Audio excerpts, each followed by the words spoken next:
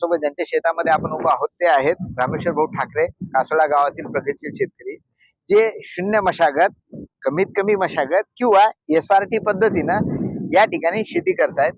तुमचं आता 2022 पासून तुम्ही हे शेती करायला लागलात, म्हणजे 2022 मध्ये यांनी हे बेड पाडले आणि एकदा बेड पाडल्यानंतर आतापर्यंत 8 पिकं झालेली आहे आणि आता सध्या कपाशी लावलेली आहे.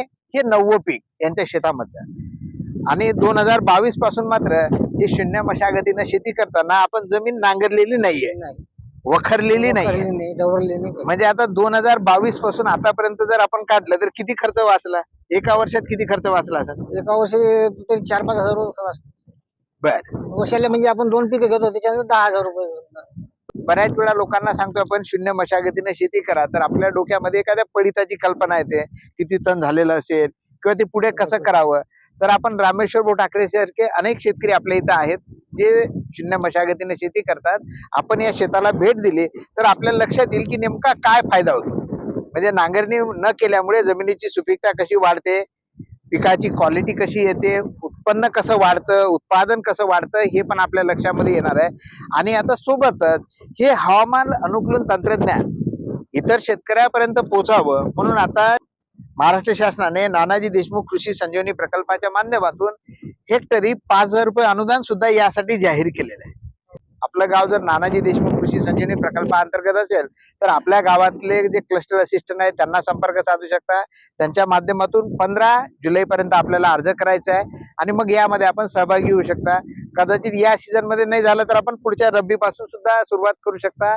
आणि अशा पद्धतीने शून्य मशागत शेती करताना आपल्या जमिनीची जर सुपीकता आपण वाढू शकता, उत्पन्नही वाढू शकता. सोबत शासनामार्फत मिळणारं जे अनुदान आहे हेक्टरी 5,000 रुपये म्हणजे एकरी 2,000 रुपये सुद्धा आपल्याला मिळू शकतं. आणि याला काही बंधन नाही, टार्गेट नाहीये. 1-2 शेतकऱ्याला असं नाही. आता तुमचं गाव किती हेक्टर क्षेत्र आहे तुमच्या गावातलं? इथं 1500 हेक्टर आता तुमच्या गावातलं क्षेत्र आहे. तर तुम्ही जर ठरवलं, तुमच्या गावानं ठरवलं की आम्ही सगळेजण या पद्धतीने शेती करतो कारण तुम्हाला फायद्याची शेती झालेली आहे, तर हे सगळ्या शेतकऱ्यांना हे अनुदान मिळू शकतं. आता 50-60 लोक तयार आहे सर. 50-60 लोक झाले तर आता तुम्ही त्यांना पहिले अर्ज करायला सांगा. एकतर आपले क्लस्टर असिस्टंट आहे त्यांच्या माध्यमातून करा किंवा इतर गावातल्या शेतकऱ्यांना मी सांगू इच्छितो की आपलं गाव जर नानाजी देशमुख कृषी संजीवनी प्रकल्पात असेल तर आपण महाविस्तार या ॲपवर जा. त्यावर जाऊन आपण या शून्य मशागतीसाठी कमीत कमी मशागतीसाठी आपण अर्ज करू शकता. बरी हे अनुदान फक्त बेड पाडले तरच मिळतं असं आहे का? तर नाही. काही कोरडू शेतकरी असे असतील की जे 2-3 पिकं घेत नाहीत, त्यांना बेड पाडणं सुद्धा महागाचं होतं. तर मग अशा शेतकऱ्यांनी नांगरणी न करता, मशागत न करता सरळ जर ते पेरणी करत असतील, जमिनीचा तिथं निचरा चांगला आहे आणि तशा पद्धतीनं जर ते शेती करत असतील विना नांगरणीची, तर त्यांना सुद्धा हेक्टरी 5,000 रुपये अनुदान या माध्यमातून मिळू शकतं. तर माझी सर्व शेतकरी बंधूंना विनंती आहे की आपण सुद्धा शून्य मशागत प्रत्यक्ष जाऊन बघा, हे करून बघा, एका एकरापासून प्रयोग करा. कारण यामध्ये काही तंत्र आहे. शून्य मशागत शेती म्हणजे काहीच न करणे किंवा आळशी शेतकरी शेती असं आहे का? नाही. उलट यामध्ये मेहनत आहे. फक्त तुम्ही जमिनीशी कुस्ती खेळत नाहीये.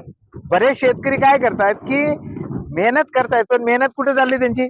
वाया चालली. म्हणजे ज्या काळ्या मातीला हलवायचं काम नाहीये, हलवली नाही तर तिची सुपीकता वाढते.